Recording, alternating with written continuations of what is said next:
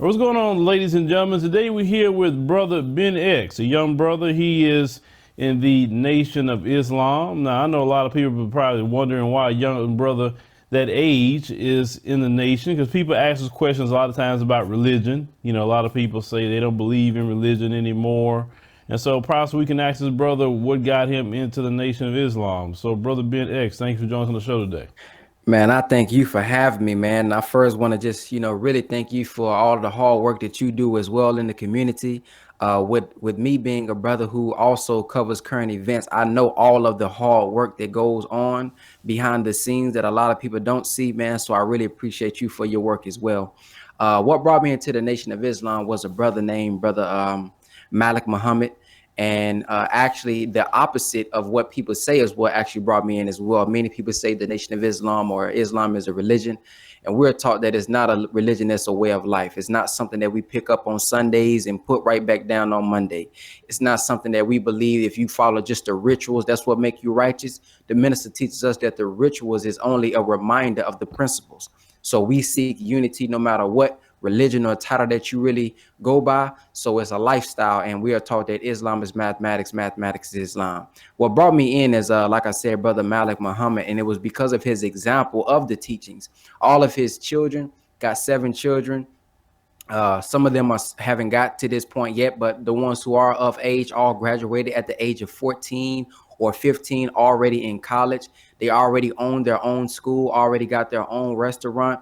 And I've seen the brothers going door to door, actually putting in the work. We read in scripture where it says Jesus, went to the highways and the byways and he sat with the sinners. But growing up as a Baptist or growing up in the church, these are the ones who I've seen a lot of people these was the ones being condemned because they got tattoos. They being condemned because they sag, and they being condemned because they was ex-murderers and things of that nature. But this is where the nation is targeting, because they are really proving that we have the wisdom and the knowledge to give life to the dead if they actually applied and listened. Another heavy influence on me was Brother Muhammad Ali, because I was an ex-basketball player. I was an All-American basketball player in college. And with Brother Muhammad Ali, he was an athlete, but he also was bold in speaking the truth. And he had that humorous way to him. He had his own personality, but he still stood on the teachings of the Honorable Elijah Muhammad. So he brought me in a lot as well, just off of his interviews that I watched. And as I began to look at the minister, man, look at his interviews and look at his lectures, he answered a lot of the questions that I had about myself, a lot of the questions that I had about our people, and he broke down a lot of the things that I had questions about in the Bible as well. So that's what brought me into the Nation of Islam, just the example. Now, you had mentioned about the brothers going from door to door and visiting people in the community. I remember the first time, because I grew up, in a missionary Baptist church as well. And that's just something I did not see growing up. So when I started seeing the brothers in the Nation of Islam, I really didn't start seeing them too much, at least personally, until later in my adulthood. But I kind of seen them on TV. That's at least back in the 90s. The Nation was real, definitely popular with a lot of rappers, back in the time period, with the Ice Cubes. And then, you had the first Million Man March, that was highly televised. And that was kind of like the first time I seen, Minister Louis Farrakhan. So I remember asking my grandma, I said, well, who is this guy? I mean, look how many people he got to D.C. Who is this? I thought that was quite interesting that you can get that many black people anywhere. Because, you can barely get 5 of us somewhere and we ready to fight each other. So, you got to, I remember, the first Million Man March in the 90s. And because, Dr. King was really the only person to bring that many people, or a lot of people at least, out to Washington. So that was something to see. And I mean, these white folks, I remember all the interviews with Farrakhan. I just kept seeing as a kid, it's like, why everybody tripping about him? I just never got it. So my grandmother was like, oh, that's them. Back in the day, she was like, that's them Muslims. That's what she was saying. That's it. I was like, well, what's wrong with them? They say they just, they live a little militant. That's the only thing she would say about, the nation. They just militant. But, it brought back some memories. But, I know that's before your time. I definitely know that, the first Million Man March. But when you looked at the first Million Man March, and it was nothing but brothers that came together, and they came together in the spirit of atonement, correct? Mm-hmm. Yes, sir. Okay. So what, was taken away from that first Million Man March, just based on your study of it? I heard a lot of black children got adopted. A lot of organizations were built up because, you know, the minister, he doesn't have a big ego. He's very humble. And if you notice at the end of the Million Man March, he didn't say everybody come join the Nation of Islam. He said everybody go out and join a black organization. So a lot of the gangs and the violence actually went down. If you go actually look, I did a little research maybe a year or two ago, and I seen how the crime rate went down in a lot of cities that had high crime rates in the black community after the Million Man March. And for me, you know, with me not being there and just looking back on it, I had the same thought that you had. Wow, how can he bring that many black men together? And there was women there as well. And you know, a lot of us ain't gonna come together unless Jeezy coming to town, Lil Wayne, Jay-Z. You understand me? Chance the Rapper, unless a rapper is coming to town for entertainment. Because we'll come out for entertainment. We'll come out for a basketball game. We might even come out for a funeral. But when it comes to us coming together for something that is going to hold us accountable and responsible, a lot of us not really going to show up, unfortunately. And that was just amazing to me that it wasn't no fights there, that it wasn't no bickering and no arguing amongst each other. Everybody was just had their hands up in solidarity. That was just amazing to me, man, how the minister can bring that many black people together. And that was just a sign that we can unite. 80% I heard was Christians. And see, a lot of time we have that division amongst each other because you're a Christian that I can't hold hands with you. Because you're a Muslim, I can't hold hands with you. Man, our people are drowning in the ocean. Our people are suffocating. Our people are out here dying. So the minister said a Muslim came and seen a man drowning. He threw his rope out there and his rope was too short.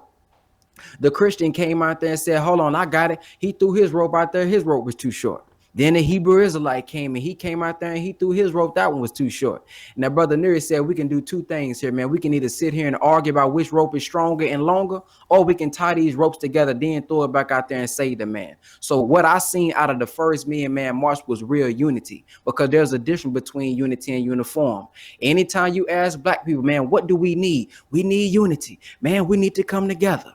But see, there's a difference between unity and uniform. Uniform is everybody got to be in the Nation of Islam. Uniform is everybody got to be in the Hebrew Israelite group. Everybody got to be in the Black Panthers. No, unity is you bring your unit, you bring your philosophy, and then we're going to sit down at the table and see how we can come together on common grounds, what we agree on, and then we're going to unite on that. And that's what I believe true unity is. And I believe that's what he actually showed, because you got a lot of people say, I'm willing to die for you. Well, we all going to die, brother. But how many people are willing to live for you? How many people are willing to give their life, not as in I'm finna go do something crazy and die, and then y'all celebrate me for doing something dumb. I'm talking about literally give my life like I'm living for you. That's what we need today, and that's what I seen in 1995. Yeah, and the first, the second Million Man March is the one that I attended. Me and my wife actually attended that one, and me and Lovely T was going to go cover that at the time period. And, I that's when I picked up again, Louis Farrakhan, and actually looked into him. And as I was studying, him and Honorable Elijah Muhammad, and I started looking into Khalid, as well, Dr. Khalid Muhammad, may he rest in power. That's when I really, really started taking in more of the teachings, because I was like, wow, man, they right. It's like everything they were saying, they were just right about everything. And, people can say what they want to say about YouTube, but you can find so many of these speeches unedited from all of them, right? And so I started looking more into their speeches and reading more things that they wrote, the books. And then when I went to the Million Man March itself, and Reza, shout out to him, he was just a young FOI soldiers back then. It's amazing what he's turned himself into now. But that young brother helped us get into all the events, man.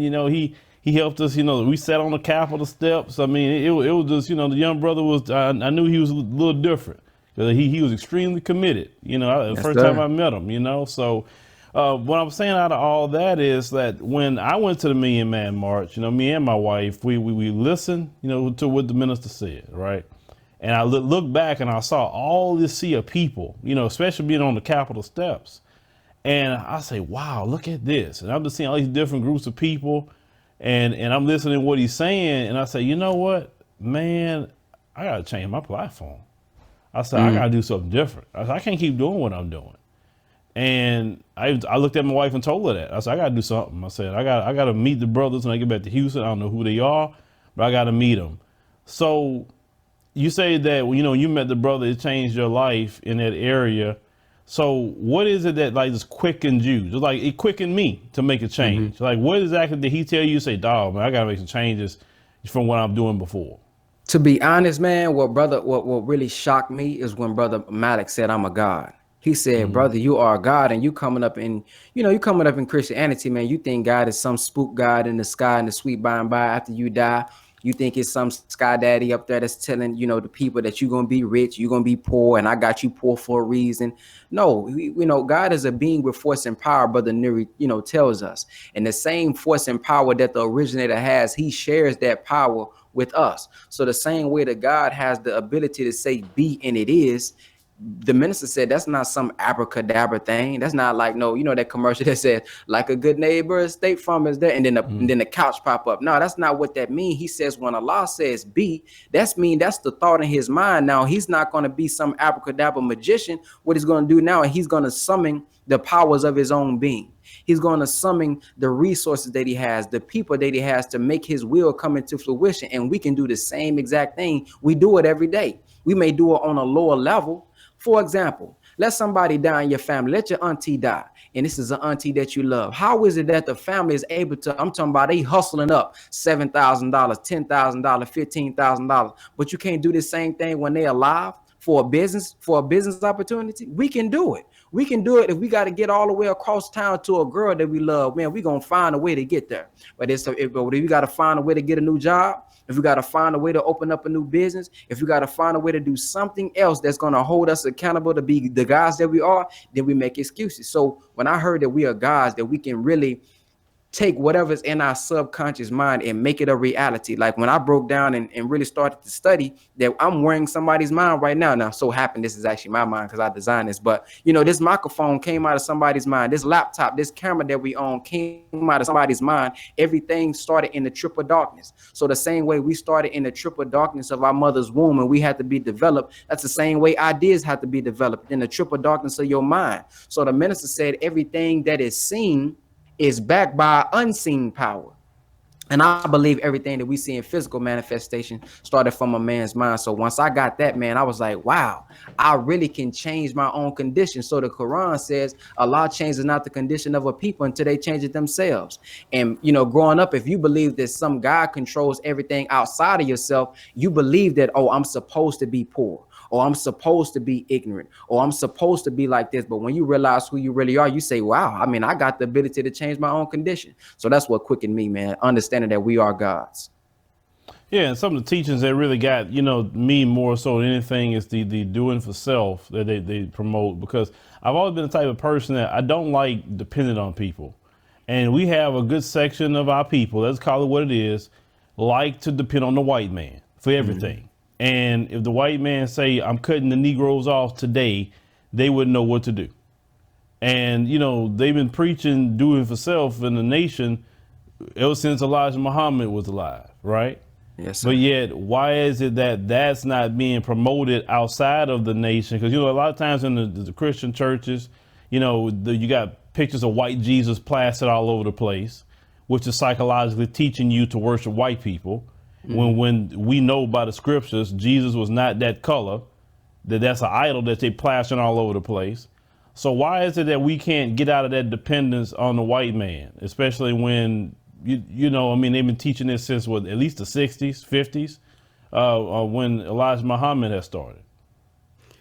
Well, they made us ignorant when we was babies, and they want to keep us ignorant so they can use us as a tool. So if they teach us when we were babies that we have to depend on this white man, every time they teach us about history, it's always about slavery. Even when you look at Martin Luther King eventually said, I fear that I've integrated my people into a burning house. Martin Luther King eventually said that dream that I had that day has turned into a nightmare. But I guarantee you, and I do it, and I actually do it when I'm going through the door. I ask them, what y'all know about Martin Luther King? He had a dream. So they're always teaching us about integration. We are taught by the minister integration was the biggest trick, because once we was able to come into their hotels, our hotels closed down. Once we was able to come into their schools, our schools closed down. The minister teaches us after we came out of slavery, we had about 60 towns. Why we don't have 60 towns now with our master degrees and our bachelor degrees and our PhD degrees? He said we got a PhD degree, which is a doctor degree, but we ain't even healing nothing. So that's because we knew who the enemy was back then. At that time, you was able to look at your own brother back and still see the whips on his back. But today, the white man give you a job, give you a few crumbs. He's smiling at you. He your basketball coach, he your football coach, things of that nature. Now you think everything has changed. But now what they've done is they just set up a system. It's kind of like any business. Any business that you have, you may be self-employed. Like, for example, yourself. You may have started off doing all the filming yourself. You may have started off doing the editing yourself. You may have started off doing the research yourself. But after a while, you have to scale your business. And once you scale your business, that means you got to hire somebody else to make sure the business is still going when you're not even there. Well, let's look at slavery.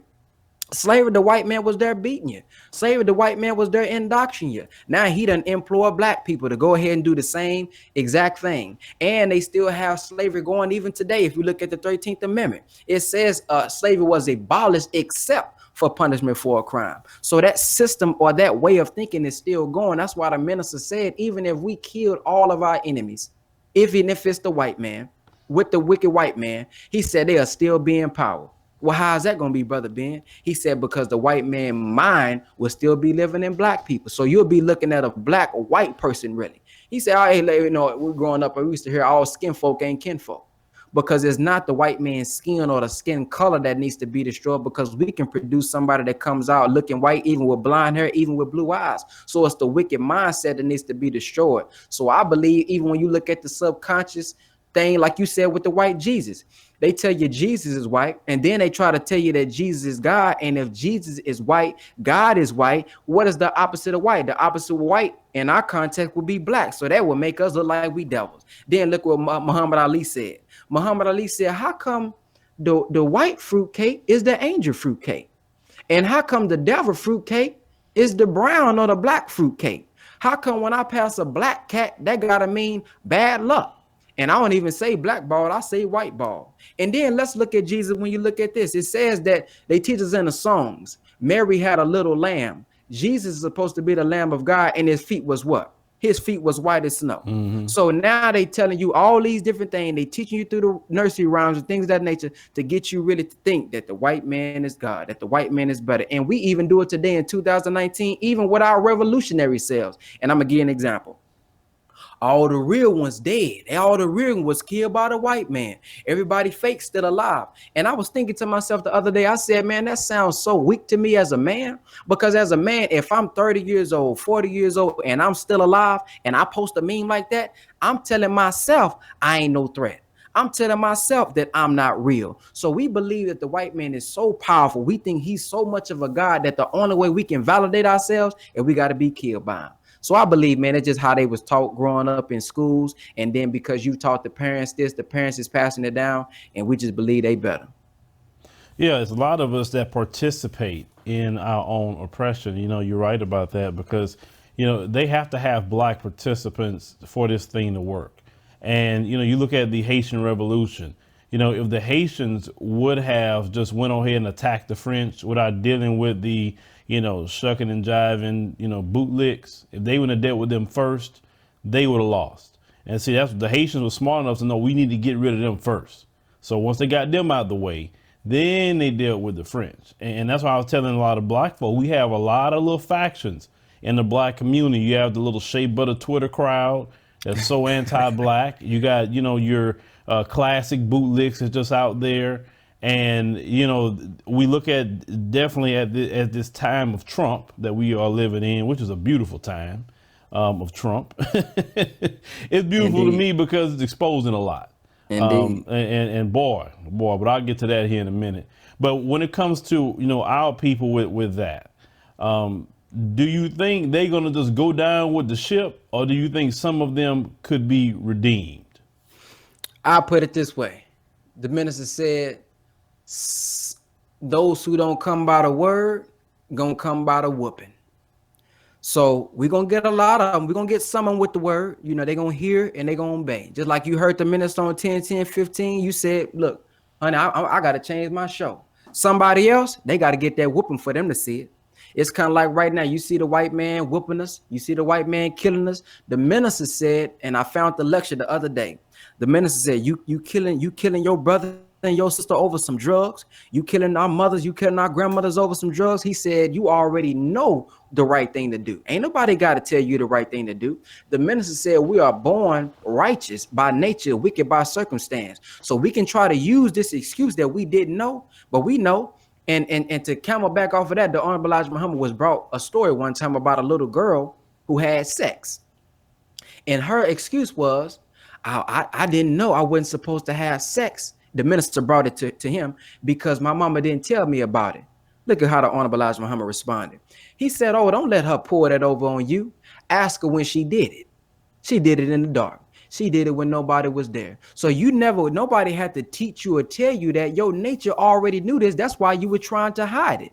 So before any Bible, before any Quran, before any book, we already have the God voice within. He said we're so righteous that even when you finna do something wrong, you have to trick yourself into doing wrong. You got that voice inside saying, no, man, you know you ain't supposed to do that. No, man, don't do that. But then he said the devil is deceptive intelligence rationalizing disobedience. So we try to rationalize our disobedience and try to confirm it, with that, with the logic. But, to your question, a lot of people gonna have to get that whooping. Even when you look at the dry bones in the scripture, it said the dry bones didn't come together until the winds blew. And to go back to your statement about Donald Trump, the minister said Donald Trump is God's man. Now, of course, he wasn't saying he's the Messiah or he's somebody good, but what he's saying is Trump is exposing the white supremacy. He is bringing them out now. Now they feel comfortable. So now at this time, we need to see, oh, man, they killing us like that. That's how they think about us. Well, man, it's time for us to come together because you're not my real enemy. So it's either they're going to come by the word or they're going to come by this chastisement of God. Right. And with Trump, what I've seen just in the short amount of time he's been in there, and I remember the minister said that, Trump is pulling the onion skin back on America. Mm-hmm. And it's amazing what his civility is at because, you recently had this Mueller report come out and, they said that, part of it said that he didn't commit a crime, but it doesn't exonerate him either. So you seeing, I'm literally watching the white Republicans and the white Democrats. They literally fighting each other. I mean, it's something to see. And I remember, that the minister was talking about that prior. So let me ask you a question based off of some of that, what you're seeing. Where do you think that's going to go? Because I don't know if you're hearing these people talk. And even that white supremacist in New Zealand, the one that shot up the mosque, right? Mm-hmm. If you looked at his manifesto, which we have, we're going to go through it. We're just waiting a little bit. He was stating that he wanted to try to cause war in the United States of America, a civil war, and because he's seeing how these folks are fighting each other. But where do you think that's going to go? Man, I really don't pay attention to the politics like that, but I'll comment on the Democrat and the Republican thing that you're talking about. In the scripture, it says Satan cast out Satan. It talks about this. And the minister gave us guidance, man, and going back to you saying doing for self. See, he says, as Satan is casting out Satan, you seen Hillary going back and forth with Donald Trump. You see the alt-right going out with the left. You see white folk, mad at white folk. He said, this is our time now to come together and do something for ourselves. So as Babylon comes down, because Babylon is destined to fall, as it's coming down, as America is coming down, we need to be building so we can come on up. I've been posting here recently where they making it a law to teach LGBT history in some of the schools now. I think it started off in New Jersey. Then I just seen a post from Illinois. So for any parent who don't want your child taught that, the Honorable Elijah Muhammad taught us 80 plus years ago, do for self or suffer the consequences. Those who don't want your children being vaccinated, in some of the cities now, they making it a mandatory thing for you to be vaccinated, do for self or suffer the consequences. So we have our own schools. Even here in Dallas, we have two. Chicago, we got the big Muhammad University of Islam. In Houston, I'm pretty sure you may have visited the Muhammad University of Islam out there. So as we see this world coming down, taking God out the schools, but putting other things in, this is our chance to say, you know what, man, it's time for us to unite. And as this world continue to come down, it's time for our world to come up, because the Honorable Elijah Muhammad taught us that the white man world was up, or time was up, in 1914.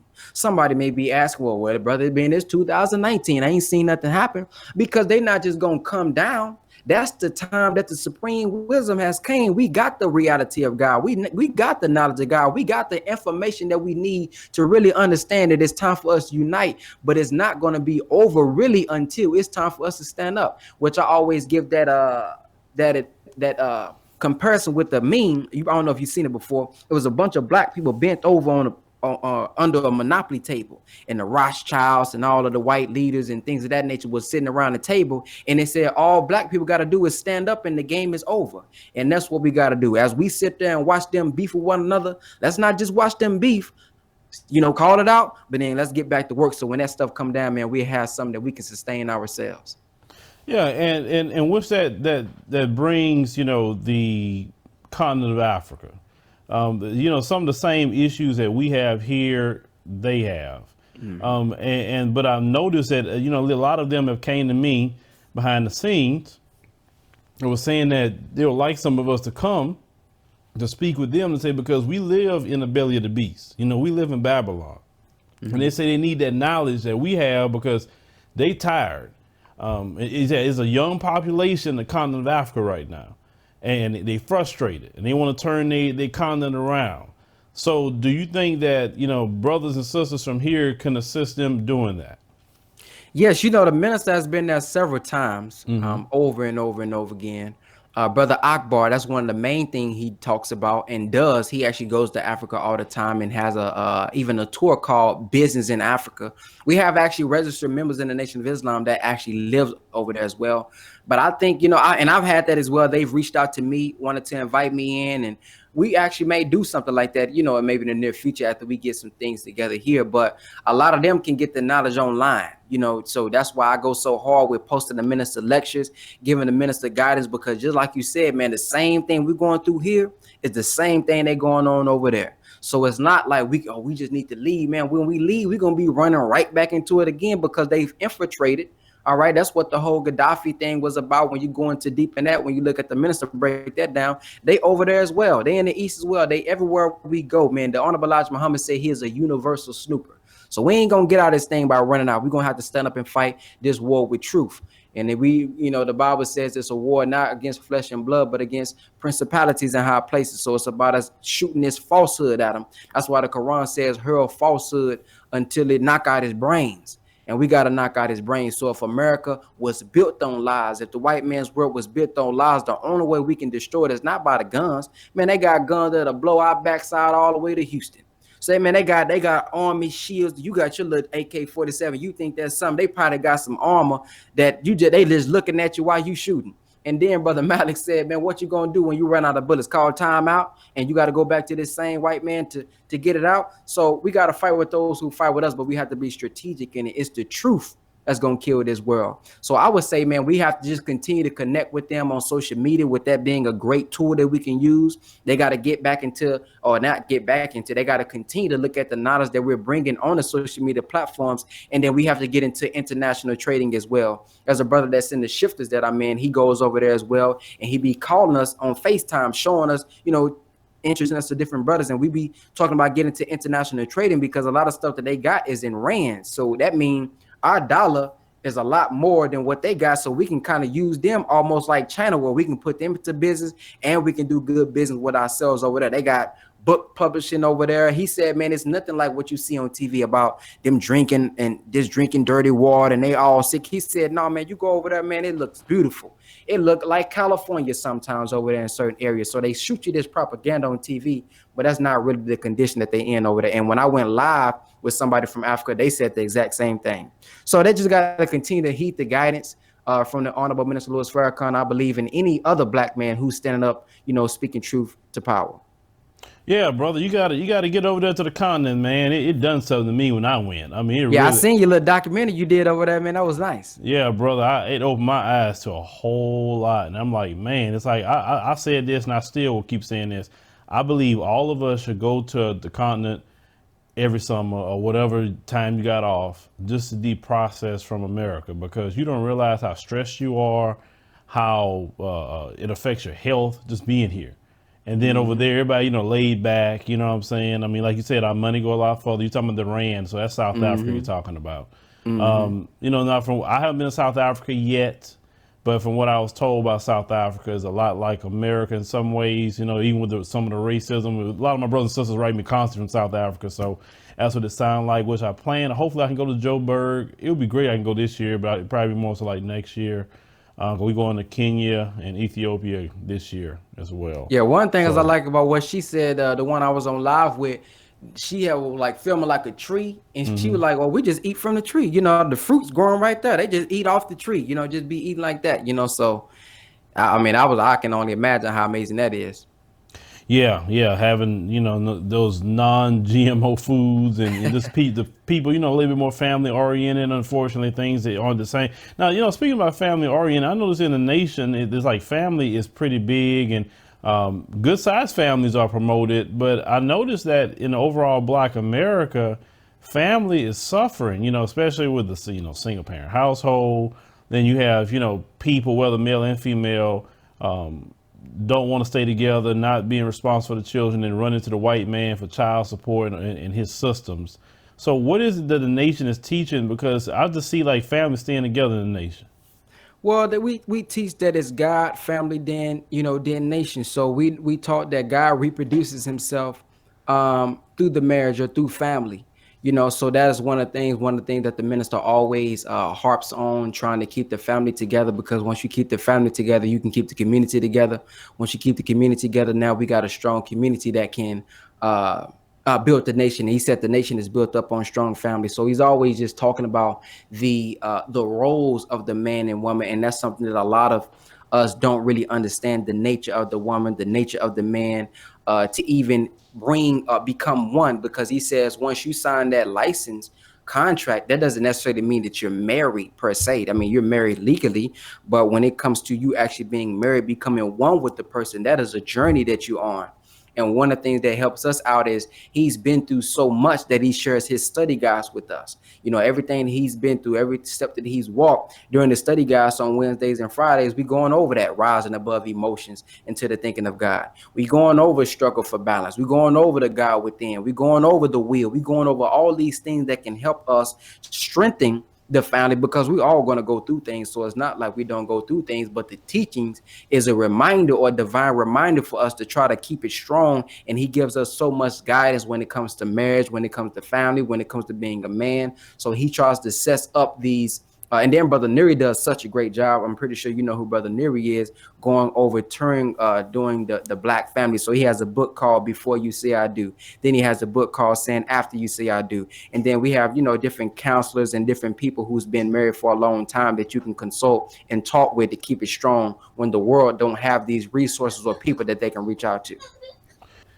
So I was stating that we interviewed, Brother Nuri about maybe 2 or 3 years ago. Matter of fact, because Brother Derek Muhammad had got him, they real cool, and so that's how I hooked up with him.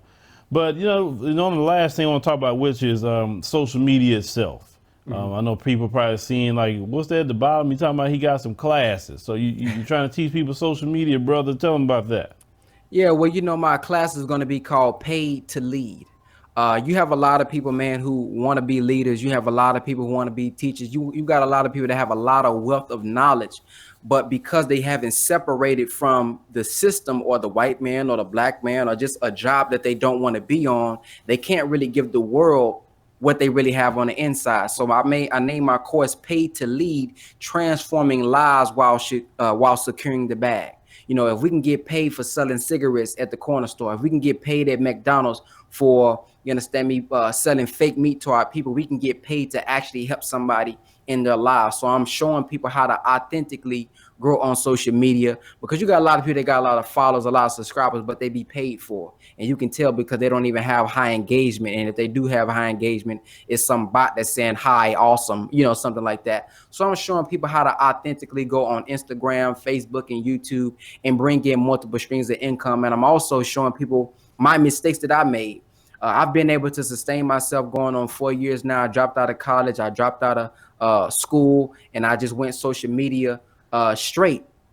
And one of the things that I did wrong is I depended solely on the views. And you know, like I know, man, they only give us a small percentage of these views or advertising money that they getting from Google or from different advertisers. So we have to set up things like Patreon and different things like that. But I'm showing people how to actually create a service, tap into yourself and try to figure out a service or course, or let's figure out some product, or let's figure out a skill that you have that you can give to people. So instead of you trying to get 100,000 views and you're only making $200 or $100, if you got 1,000 subscribers or 1,000 solid subscribers that's going to pay for your course, now you can sustain yourself and your family while actually bringing the people knowledge that can transform their lives. So that's what I'm doing, man, and showing people how to bring in just multiple streams of income on social media, because a lot of people are already on social media all dang day, but all we looking at is shade room.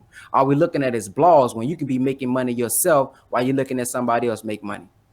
And then I'm going to be taking them step by step as well. You know, so every course or every class is going to be a 6-week class. It's going to be a 1-hour class. And then at the end, we're going to do a Q&A. And then I'm going to have assignments, worksheets. We're going to be doing interviews with other influencers as well that they may know, to show them some of their tips and techniques as well that I'm connected with. So it's just going to be a nice little course, man, to help people grow on social media and turn it into a business. Yeah, I mean, some people, definitely need those type of courses if they don't have a learned, a proven system. So, you guys need that. Check that out with Brother Ben X. I mean, he's been through a few things on social media himself. Indeed. Yeah, I will. We know about that at least. Or maybe for people saying, what are y'all talking about? If you willing to share. My my YouTube page, man, got terminated maybe 3 months ago, man, 3 or 4 months ago, and that was one of my main sources of income. But due to the fact that I had multiple streams of income coming from social media that I'll be teaching the class as well, I was able to sustain myself until Facebook now started paying. I don't know if you know about that. Facebook pays for views as well, and they pay a lot better than YouTube. But they terminated me, man, for hate speech. Don't know what the video was. They didn't even tell me which video it was. They just said hate speech. So it was either me or the minister, but I didn't post anything that's saying kill white people or kill anybody, or, it's just, I believe it was just out of truth. And when it happened, I was doing a lecture in Austin.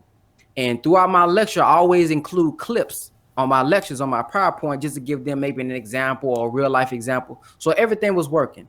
But when I got down to the last part, I was finna start sharing testimonies of people who was being changed and redeemed by the nation, whether from people coming in, joining, or people who didn't join, but just got their lives changed or didn't commit suicide because of the teachings, everything started to pause.